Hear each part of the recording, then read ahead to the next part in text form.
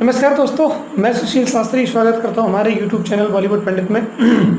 आप सबको पता है कि आजकल देश में क्या चल रहा है और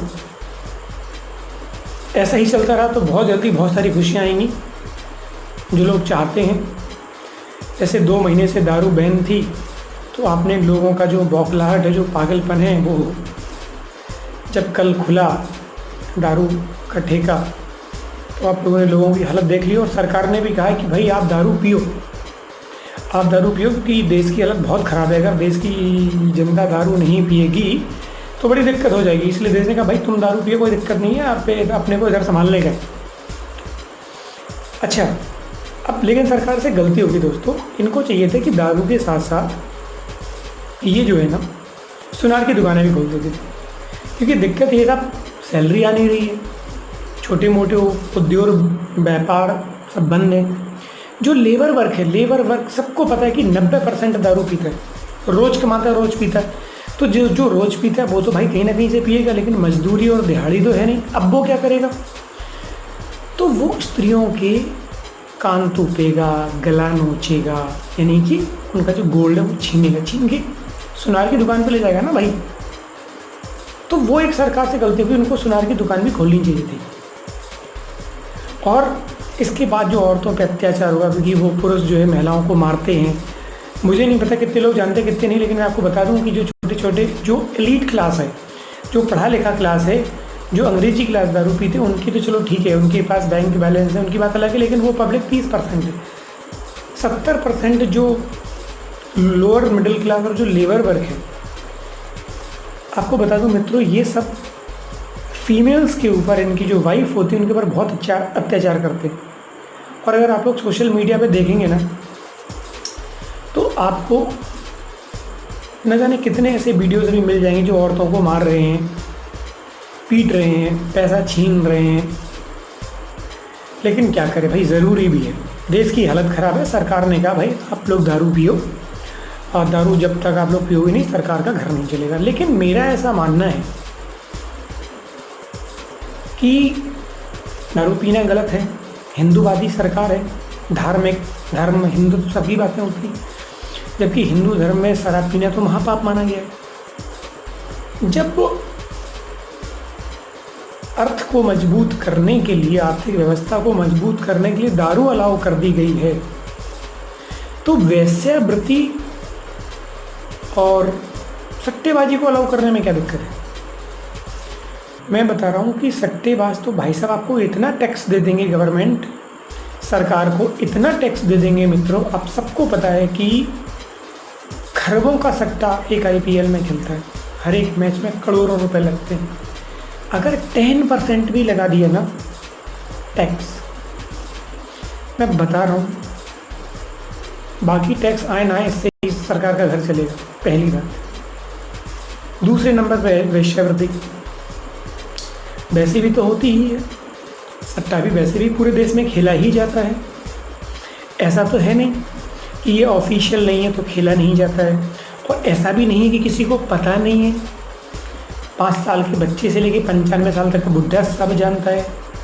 गांव, जिला, राज्य, देश सब कोई जानता है।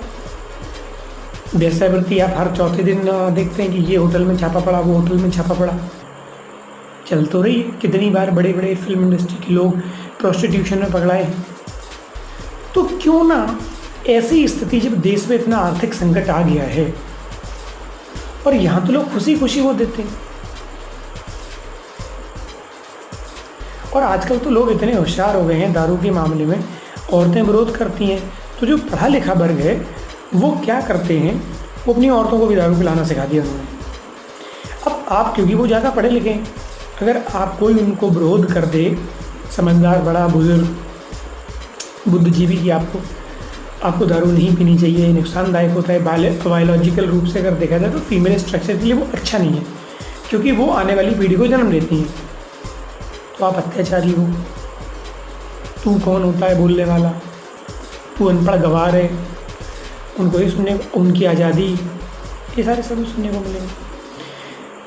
जबकि सोचो मित्रों कि जिस गर्भ में, जिस फीमेल के गर्भ में देश का भविष्य पलना है, वहाँ पे पहले ही दारू के घूंटे लगा के बच्चा बाहर निकलता है और बच्चा रोने लगे, लोग कहेंगे दूध पीना है, बच्चे ने लात मार के बोला अरे दूध नहीं, मेरे को दारू पीना है, मैं पिछले 9 महीने से पी रहा था। आने वाले समय में मित्रों ऐसा ही होगा, ये निश्चित है, क्योंकि हम लोग जिस तरीके से बढ़ रहे हैं अब तो ऑफिशियल हो गया है।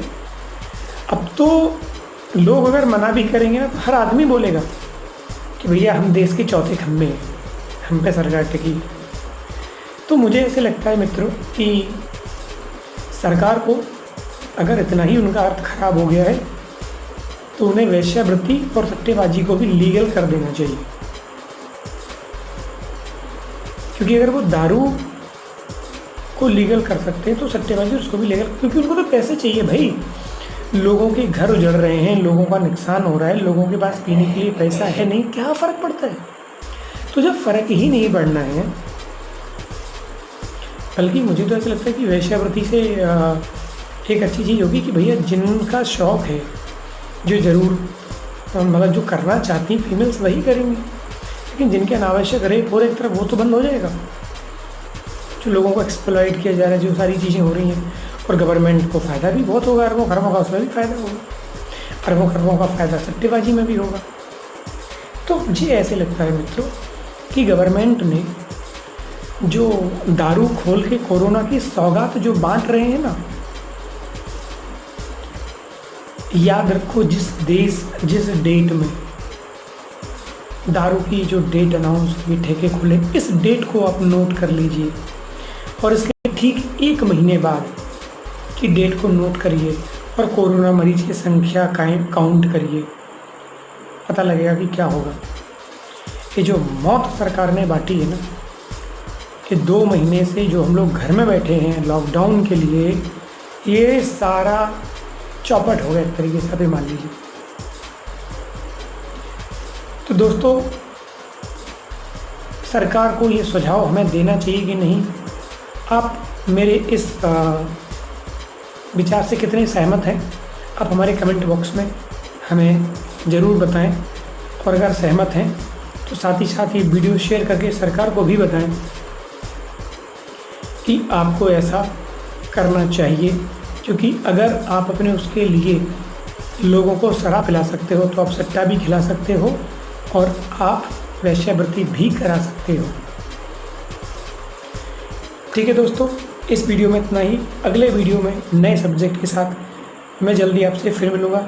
तब तक के लिए नमस्कार। चैनल को सब्सक्राइब, लाइक करना बिल्कुल ना भूलना। Thank you so much.